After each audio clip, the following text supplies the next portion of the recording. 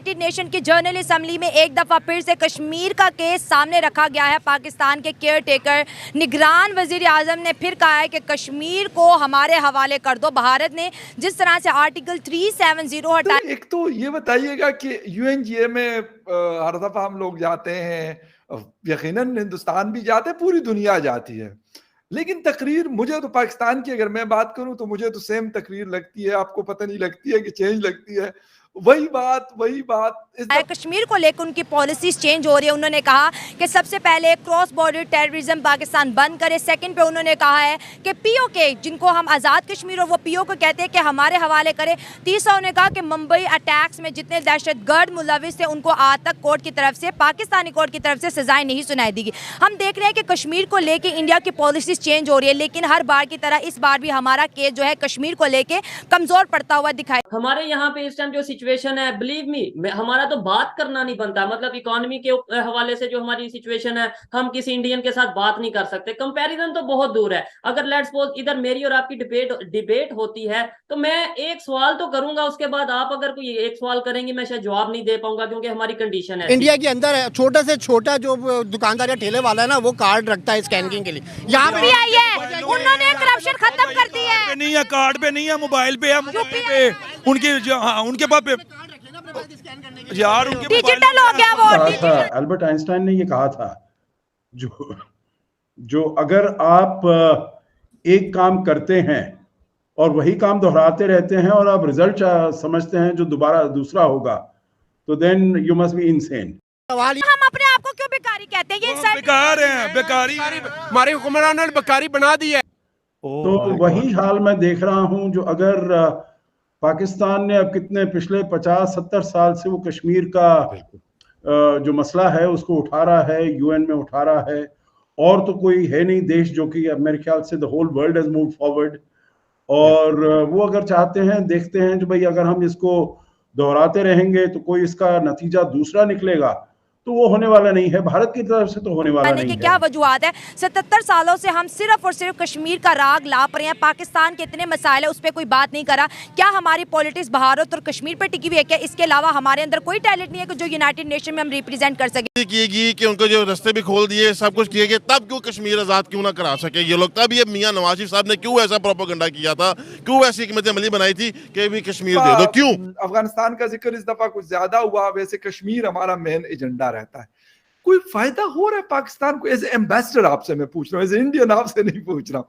कोई फायदा नजर आ रहा है आपको कि ये पाकिस्तान बार बार मुद्दे को लेके जाता है इस फोरम पे? इंडिया हमारे लिए कुछ भी नहीं, हमारी जूत की खाक की जैसे। कैसे कैसे बस जज्बाती बातें करनी है। प्रैक्टिकली क्या है? देखिए हमसे आगे है, पैसा उनका मजबूत है, इकोनॉमी उनकी स्ट्रांग है, उनके वजीर आजम उनके।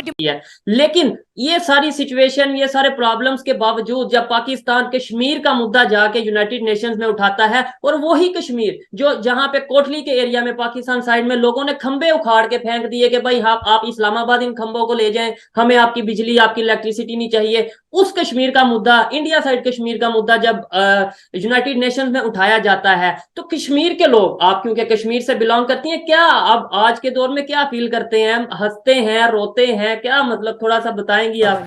हमारी पहचान जो है वो पाकिस्तान से है। कश्मीर के लिए हम जान भी दे सकते हैं। इंडिया जो मर्जी कर ले, हम उससे पीछे नहीं हटेंगे। आपकी नजर में कश्मीर किसका है? कश्मीर हमारा, पाकिस्तान का है। कश्मीर कैसे हमारा है ये भी बताएं। कश्मीर हमारी पहचान है पाकिस्तान की। अच्छा। और खूबसूरत एरिया भी है हमारा, हम उसके लिए जान भी दे सकते हैं। इंडिया की वहाँ पे मलकियत ही नहीं है हमारे लिए। हमने बहुत जानें कुर्बान की हैं पाकिस्तान ने। क्या जानें कुर्बान की हैं कश्मीर? हमारी फौज ने, हमारे जितने नौजवान हैं उन पाकिस्तान के लिए उन्होंने बहुत जानें दी हैं। जाने दी हैं। आप बॉर्डर की बात करें, हम डेवलपमेंट की बात करें। देखिए इस दफ़ा जिस तरह आर्टिकल इंडिया ने 370 हटाया है, इंडिया ने यूनाइटेड नेशन में कहा है कि पाकिस्तान जो क्रॉस बॉर्डर टेररिज्म, दहशतगर्दी को बंद करे। हमें अच्छी खासी लताड़ लगाई है उन्होंने यूनाइटेड। मेरे ख्याल से जो पाकिस्तान ये करता है शायद अपनी डोमेस्टिक कंस्टिट्यूएंसी के लिए करता है, जो भाई हम जाएं और यूनाइटेड नेशंस में, हालांकि आर्टिकल 370 2019 में जब उसको हटाया गया तब भी बहुत इसके बारे में बात की गई। पूरी दुनिया को, सभी से जो बड़े बड़े मुल्क थे उनके साथ बात की गई, जो आप इसको ये मुद्दा उठाइए, किसी ने इसके ऊपर ध्यान नहीं दिया है। तो I think Pakistan should take a lesson. अगर तो उसका ऑब्जेक्टिव है जो भाई हम कुछ इसके ऊपर सकारात्मक चीज करें, कुछ ऐसी बात करें, तब तो दूसरी बात है। अगर डोमेस्टिक कॉन्स्टिट्यूएंसी को ये बताना है, जो भाई देखिए हम गए वहां पर, यूएन जनरल असेंबली का इतना बड़ा महत्वपूर्ण ये वाला इंपॉर्टेंट मंच है, प्लेटफॉर्म है, वहां पर हमने कश्मीर के बारे में मुद्दा उठाया। आपको याद है 2019 में ये 5 अगस्त को हुआ था, जो आर्टिकल 370 को हटाया गया था।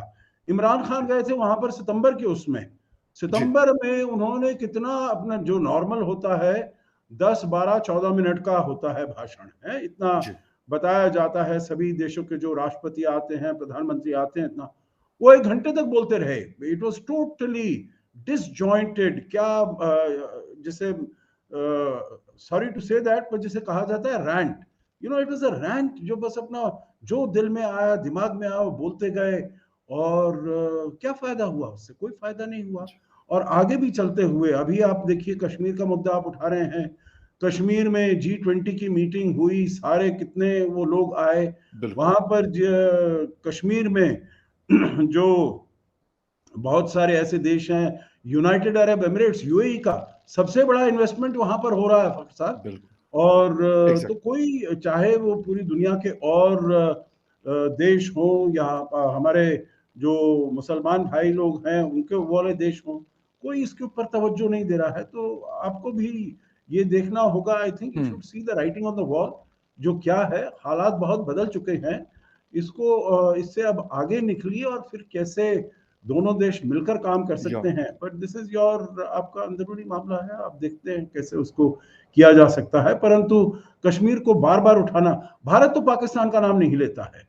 भारत तो आपने देखा होगा हमारी स्टेटमेंट में, क्योंकि दुनिया में और बहुत सारे मसले हैं, बहुत सारी चैलेंजेस हैं, चुनौतियां हैं, और बहुत सारी अपॉर्चुनिटीज भी हैं, जो क्या किया जा सकता है। अब वो वक्त आ गया है कि जो आपके साइड का कश्मीर है, वहां के लोग ये बताएं पाकिस्तान को कि आप जहां भी जाओगे वहां अब आप हमारे हक की बात करो, कि हमें ये सब नहीं, अगर आपकी कोई मजबूरी है जिसकी वजह से हमें ये सब आप नहीं दे रहे हैं, अगर पैसों की कमी है तो पैसे ही मांग लो, जहां भी जाते हो यूनाइटेड नेशन में पैसे ही मांग लो, लेकिन अब हमारे हक की बात करो। अब उस तरफ की हक की बात करने की कोई जरूरत ही नहीं है।